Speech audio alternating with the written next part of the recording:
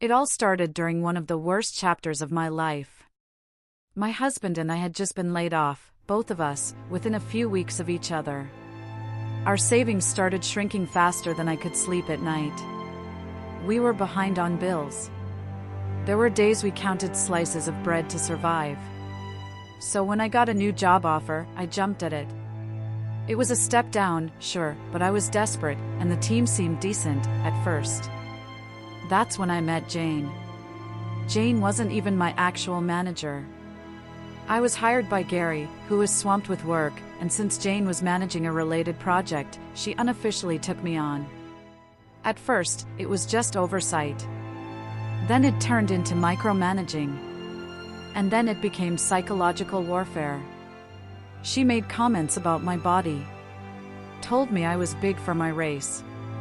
She called me at 11 p.m. on weekends, forced me to skip lunch breaks, and constantly nitpicked every little thing, down to the tone of my emails. I tried pushing back, but the more I resisted, the more brutal she became. I endured it because we had a mortgage to pay. I kept telling myself, just hold on a little longer. It'll pass. But it didn't. One Friday, I broke. I had just returned from a funeral and a family emergency.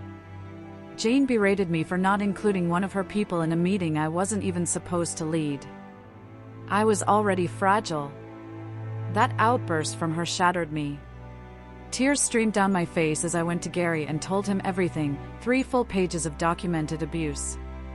He didn't even act surprised. Apparently, half of Jane's team had already quit. Gary offered to move me to another team under him. I thought that would be my fresh start. But Jane didn't let go.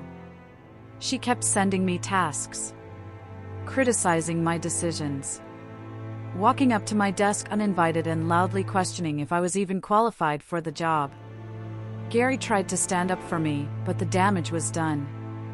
After 2 months of enduring this long-distance abuse, I drafted my resignation letter and stapled Jane's greatest hits of insults right to the top. I CC'd everyone who needed to see it. Gary was devastated. He offered accommodations, a new role, anything to keep me. But I was done. I told him, unless she goes, I'm not staying. And he couldn't make that call. Jane's manager lived in a different country. HR had over 5 complaints on her, and still, nothing happened. So I walked away. Loudly, proudly, and painfully broke. The next 3 months were brutal. We were eating scraps, dealing with emergency hospital bills. I was sending out 10 to 20 job applications a day with no results. We were just surviving. And then I saw something. A former colleague, someone I used to work closely with, had just taken a senior position at my old company. Let's call him David. I texted him a quick congrats and offered to share insights on the company. We jumped on a call. I shared ideas, what worked, what didn't, just being helpful. I didn't ask for a job. But then he said the magic words. I want you on my team. As my chief of staff. I accepted. A few weeks later, the company held an all-hands meeting. All senior leaders were in attendance, including Jane.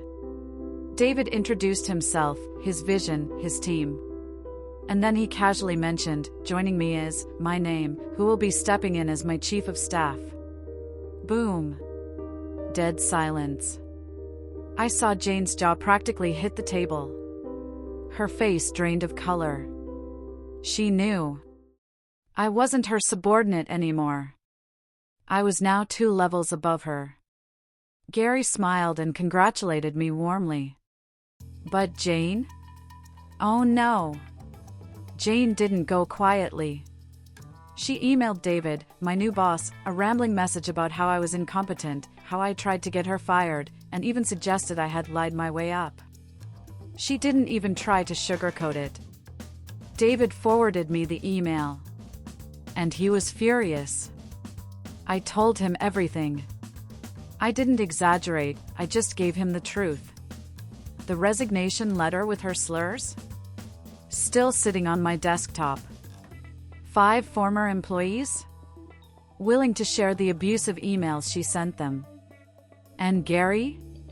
He confirmed it all, including the mass resignations under her leadership.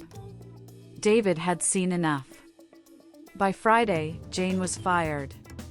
The same woman who called me unqualified, who tried to break me, was walked out of the same office where she once screamed at me. I didn't yell. I didn't gloat. I just walked past her desk, calm and confident, wearing the badge that now had a title she would never reach. She looked up, hoping for some kind of reaction. I gave her none. She wasn't worth it. Sometimes, karma doesn't move fast. Sometimes, it needs you to break, rebuild, and rise first.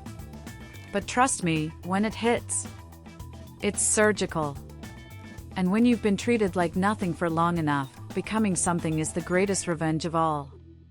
If this story made your blood boil and your heart cheer, smash that like button and tell me in the comments, what would you have done if you were in my shoes? And don't forget to subscribe for more real-life stories where justice finally wins.